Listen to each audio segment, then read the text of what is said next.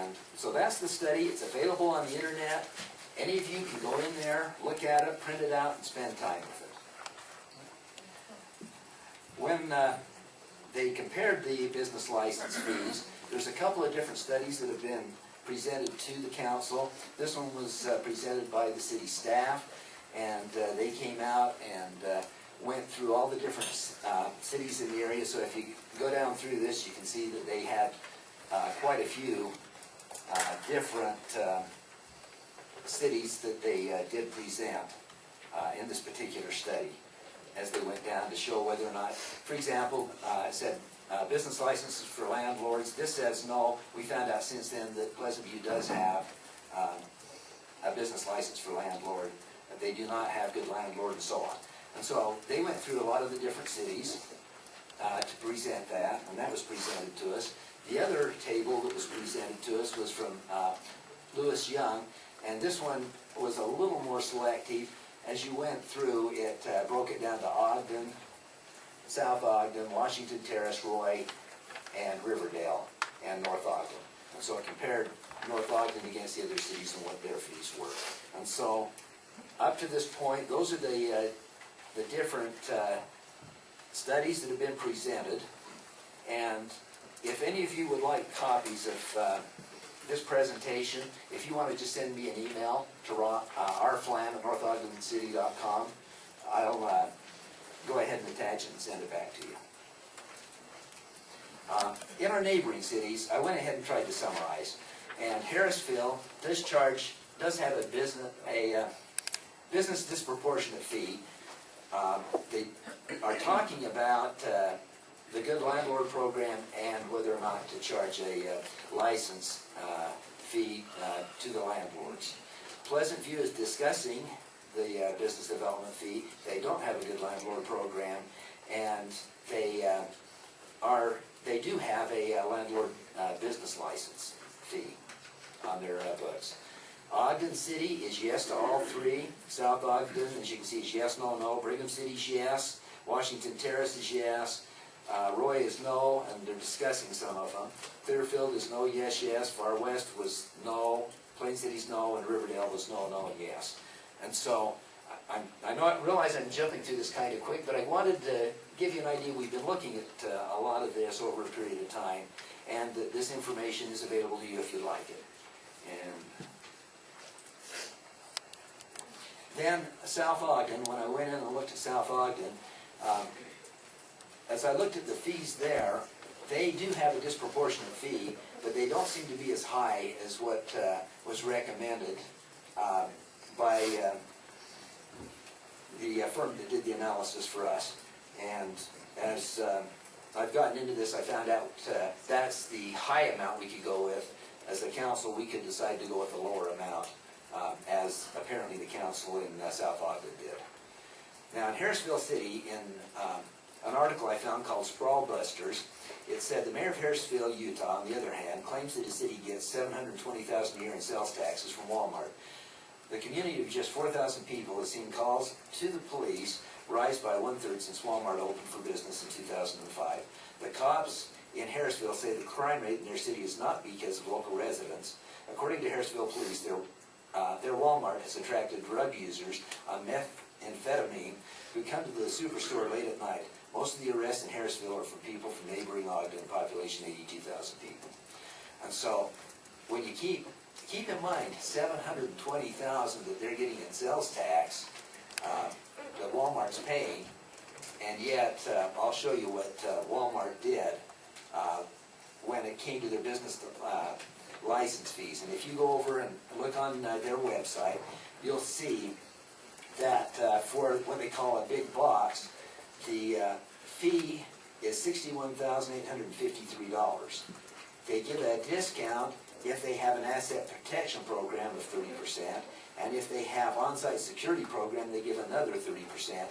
And so they're charging the big box stores in their city $24,741. And when you consider how much sales tax they're getting, they've still added that amount of money, and that's 4 times more than the most that any anything that was shown on our study. It was also interesting, they're showing thrift store for $14,725. And, you know, I can only think of one thrift store that is of any size that in Harrisville, and it's new, and they're having to pay that kind of a fee. Here's some of the articles I've also come across in the Deseret News on August the 16th, and I just pulled just one headline out of that. It said, Ogden, Utah's Good Landlord Program creates a dilemma. It reduces crime, but it inhibits societal reintegration for ex-cons and parolees. In the Crime Reporter, they said, Good Landlord Program leads to ex-cons evictions in Utah. Parolee Joseph Sombrano, 46, is a security guard in an Ogden, Utah apartment building, but he's being evicted because of his criminal record under a Good Landlord Program, which discounts business licenses for landlords who follow its rules. And having tenants on probation or parole is a violation, says the Salt Lake Tribune.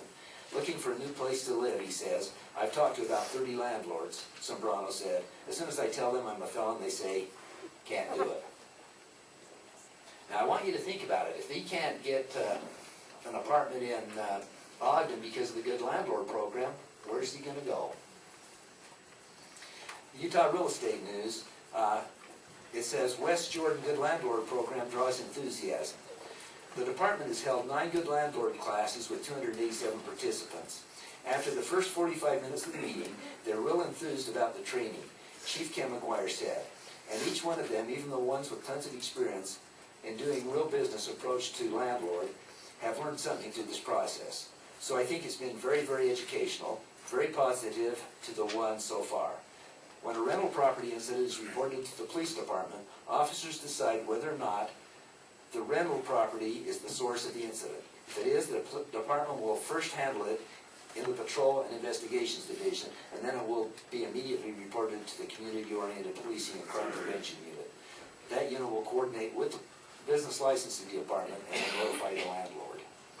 Then in the Deseret News, and this is 4 years old, it says, Good Landlord Programs popular, tenants happier, crime dropping in participating rentals, and felons need not apply. That's the message being sent across the strait by some landlords and police departments who are jumping on board so-called Good Landlord Programs aimed at reducing crime in rental properties. The programs, which can be found in cities across the Wasatch Front, allow landlords to attend training on how to spot drugs, make their properties safer, and weed out troubled tenants. In exchange, they get deep discounts on business licensing fees, and in some cases, increased patrols and free police reports on crimes within their complexes. Property managers say the program has led to a dramatic reduction in crime, and tenants feel safer in their apartments. In the computer world, they have an honors program, and in their case study, they addressed the city of Ogden, and they said in the first 9 months of the program's operation, January through October 2005, the city realized an 8% citywide reduction in dispatched calls for police and fire services. More importantly, the tenants of the Good Landlord Program properties realized a 24% reduction in crimes involving violence to people and property. The Deseret News on July 2008 said, in West Valley City, which implemented the program in 2007, Good Landlord Program participants agreed not to rent to anyone who is charged with committing sex, drug, violent, or property crimes in the past 3 years. The result has been a 30% decrease in crime calls for service in the city's worst neighborhood from last May to this May. If you go to the Ogden City website, they go ahead and this is taken right off their website. It says, started in October 2004, the goal of Ogden City's Good Landlord Program is to address aspects of property management that may encourage the elimination of code violations and public nuisances while controlling and preventing illegal activity on rental properties that affect the quality of life within our neighborhoods. As it continues, it said landlords must complete an 8-hour training course through the program that teaches them to maximize the use of rental applications, screen tenants through background checks and credit checks, identify criminal activity, observe zoning laws, avoid discrimination, and comply with the Fair Housing Act.